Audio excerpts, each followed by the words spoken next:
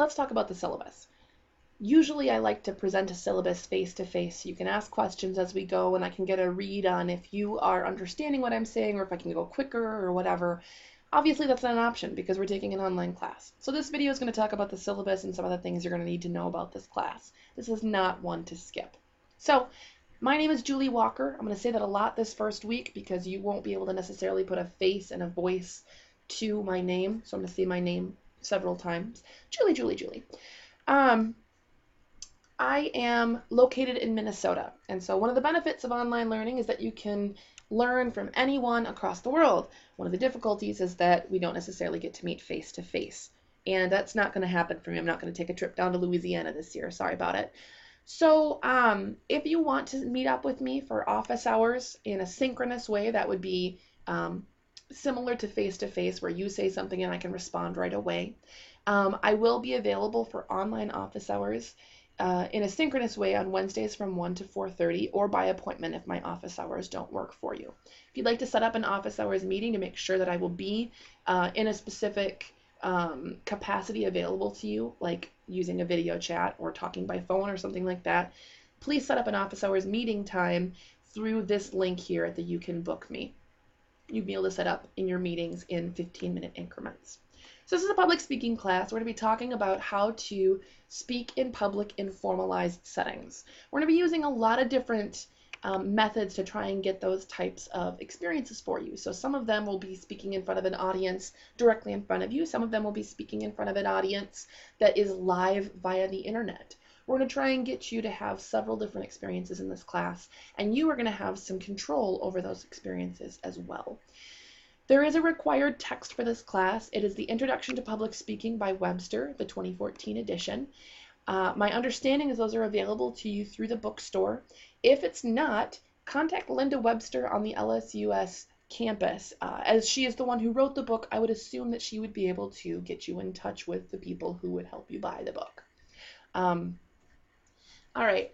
And I believe actually all the money from the book sales actually goes into scholarship, so it's not like she's just pocketing all this money. She's actually putting the money back into the school, is my understanding.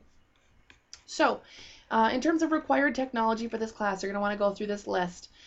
But just to overview a couple of things, you're going to want reliable internet access. If you do not have consistent, reliable internet access, you will not succeed in this class. All right? And I'm talking about more than just being able to access the internet through your phone. You're going to need something for sure. At the minimum, you're going to need a tablet, but I can't promise how well Moodle will transfer over to a tablet. My suggestion would be a laptop or a desktop. And if that means going to the library, make sure that you have enough time, 2 to 3 hours a week, at least for the first 10 weeks, that you can commit to being in the library on an internet access. If you don't have enough time to do that, you are probably not in the right class. This is an online class. The amount of time that you would be spending in class each week is the amount of time you should expect to be online at a bare minimum. Online classes always seem like they should take less time. They don't. I guarantee it. I've taken enough online classes. I've taught enough online classes. Give yourself enough time and make sure you have enough internet access time. Other things you're going to need some kind of a camera this semester. You may be able to get away with using a phone camera. You may not be able to. I'm not exactly sure. You're going to need to figure out a way to make sure that you're going to have some amount of camera time available to you. That could be a webcam on your computer. It could be through a phone camera. You may want to find someone who has a digital camera, but you will need to have digital files that you'll be able to upload to YouTube throughout the semester. You'll have a minimum of 5 videos you're going to need to upload, including one this week. So get on this right away. If you don't have access to that, again, you're in a public speaking class online. Maybe you should have thought about that before signing up for it. So either get on it or get out of the class. Not trying to be a jerk, just trying to help you be successful. You'll notice there are a few other things I'm suggesting that you have available to you. Make sure that you're looking through the software and the web-based sites to make sure that you have access to all of that information. On this first page, I also included the weekly due dates for this class. You'll notice there are several due dates that are listed here. You're not always going to have all of these assignments due every week, but you will need to know when these assignments are due. I want you to be aware of this. So the quizzes each week, for the first 10 weeks, you'll have a quiz almost every week. The quizzes are going to be due by Wednesday, and the reason I'm having that do on Wednesday is that you're actively engaging with content before the end of the week. You need to have some of that stuff read before you can get your assignments done, your discussions done, peer evaluations, that kind of thing. So quizzes will be due on the Wednesday of the week that we are working on. So week 1, your quizzes are going to be due on Wednesday the 26th, that type of thing. So if you're having questions with quizzes, or you're like, I can't get that done between Monday and Wednesday, do the quiz the week before. Work ahead. Your quizzes are open now. You could get all the quizzes done for the entire semester. I wouldn't suggest that because you're going to not necessarily have the content connecting to the week that you're working on. But get those quizzes done before the Wednesday of whatever week we're on. On Thursdays, your discussion posts are going to be due. So, for instance, this week we have a discussion post where you're talking about your favorite movies, books, TV shows, and video games. That first post needs to be up before Thursday. Fridays, your peer evaluations are going to be due. So if you're evaluating your peers' work, you need to make sure that your evaluations are done by Fridays. On Sundays, that's when your other types of assignments are due. So if we have a final exam, that'll be due on Sunday. If you've got a research assignment, that'll be due on Sunday. Speeches will be due on Sundays. Responses to peer evaluations may be due on Sundays. So this is my initial plan for weekly due dates.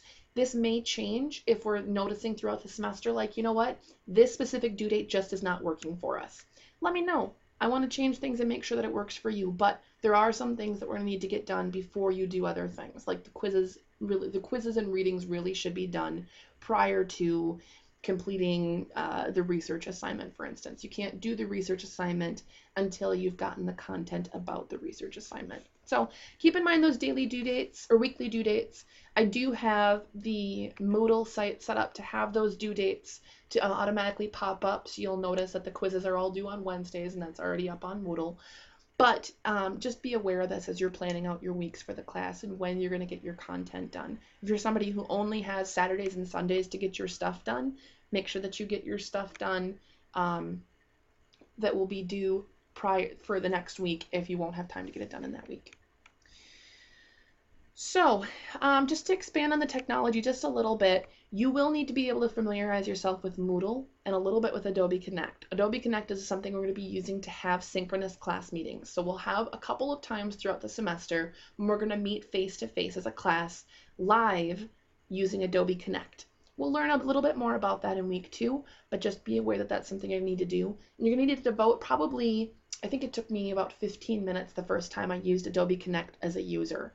So get into the classroom about 15 minutes early, give yourself a chance to get the webcam working, get your microphone working, and get used to the space. Moodle is the biggest thing we're going to be using this semester. If you don't know how to use Moodle, you're going to want to learn how to use Moodle. And it's not necessarily the most intuitive place to a learning management system. LMS is what it's called. So give yourself some time to use it. I specifically designed week 1 so that you'll have a chance to try all the different ways we're going to be using Moodle this semester. If you're having problems with one of those different places that we're going to be using in Moodle, ask me questions, ask questions of the technology resource folks. There's a link here on the syllabus. But you need to become comfortable with this, because a failure to learn to use the technology is going to be a failure to, you're going to fail the course. I know it's stressful to learn new technology, but you have to. There's just no other way to get around it. You need to become familiar with Moodle. There's a lot of different ways that you can communicate with me throughout the semester. You can email me, you can Skype me, we can chat through Moodle, we can connect via Adobe Connect. I need about 10-15 minutes to get that set up. You can call me. There's a lot of different ways that we can do this. Let's find a way that's going to work the best for you to help you be successful in this class. There is a lot of responsibility on you in this class. It's an online class. You have to take the learning into your own hands, but I want to be here as a guide for you, so let me know how we can best do that. Let's talk about grades in this class. There's a few things I want you to know. First of all, your speech assignments are the biggest part of your grade in this class. They account for just over 60% of your grade. So we're going to have 2 major speech assignments, and then we're going to have some independent speeches projects, which we'll talk about in another video. In addition to these speeches, we will have quizzes, miscellaneous assignments throughout the semester, like lessons and research assignments, things like that, and then a final exam. There are some mandatory assignments in this class. You must complete all speeches as well as the final exam to be able to pass the class. You can't just skip the final exam and then pass the class. Even if you got A's on everything else and you're like, I don't need those last 50 points, you will not pass the class if you do not complete all the mandatory assignments. Don't try me on this. You'll just fail. It's not going to be a good thing. Your informative and persuasive speeches are going to be about an organization. You're going to choose an organization, and in your first speech, your informative speech, you're going to tell us about the organization. What do they do? Why do they exist? What's going on with this organization? What's the history? Something very brief. I think it's a 3 to 5 minute speech you'll be giving, and we'll tell you more about that in the informative speech assignment video. Your persuasive speech, then, you will be persuading us to somehow get involved with your organization. So in the back of your mind, start thinking about organizations that you like and that you support, that you want your classmates to support. Your independent speech project, you're going to need to do anywhere from 2 to 4 speeches, depending on the projects you choose. And what that's going to be is you're going to choose from a list of speech project options, and your options need to add up to be 200 points or more. And these options are going to be things like, you might do a speech that's about a current event where you're answering a question about a current event. You might be doing a speech describing a project you're working on. You might create your own speech project, and that project might include, for instance, if you're a nursing student and you want to get practice giving an informative speech during rounds to help a patient know what's going on, maybe you'll come up with a project where you're going to be giving an example of what it would be like to do rounds and give an informative speech like that. I want these projects to be something that's going to apply to your life.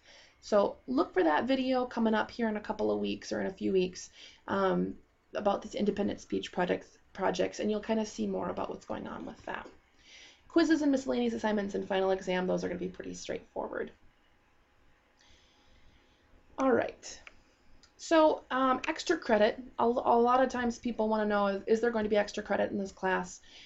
Yes, there is an option for extra credit. Your extra credit option is going to be, you can create your own extra credit project. You can earn up to 5% boost to your overall grade, which I think equals about 40 points. But you're going to need to come up with the project. You're going to need to come up with how much the project's worth, when the project's going to be done, and you're going to need to justify the project to me. How is this project helping you to become a better speaker? Or how is something you're already doing helping you to become a better speaker? I had somebody who in a class previously who was working with a U.S. senator to try and get a bill put up into the Senate to change the way that funding and loans were done for college students. If that's something you're doing and you're consistently using public speaking skills, write me a project proposal up about something. You should get some credit for that because that is helping you become a better speaker, which is ultimately what the goal of this class is. All right, so I've got a few things here about assignments. I want you to read through those. I'm not going to read through them here in detail. All right, let's get down to the course schedule here. All right, so what I tried to do is I tried to set this up in a way that's going to make some sense to you. So the first day of every week, week 1, the first day of every week I'm calling Monday, because then that's easiest for everybody if we start each week on Mondays. So Monday the 24th is the first day of week 1. The topics that we're covering in week 1 are going to be listed in this first box, and the second box is going to include all the things that are going to be due in week 1. So you'll see that there's a lot of things due some weeks. Other weeks there's not as much due. It really depends on the week, but hopefully this will be a guide to help you understand what you need to be submitting. These won't necessarily, this assignment is not, or this list of due dates is not going to list the requirements of every assignment. You're going to need to go to Moodle to see that. And then if you scroll down to the last page, you're going to see the reading list. The reading list is the list of things I'm expecting you to read each week. You'll notice week 1, there are no readings due. That's because I want to make sure you have time to get your book. But you'll notice also then in week 2 that I have you read part of the introduction, part of chapter 4, part of a topic selection section. I pick and choose which sections I think are most important for you to read and then supplement with lectures. So make sure that you're reading these different things and taking a look at the reading list as you're getting ready to finish your quizzes. So hopefully that overviews the syllabus well enough for you. Let me know if you have any questions.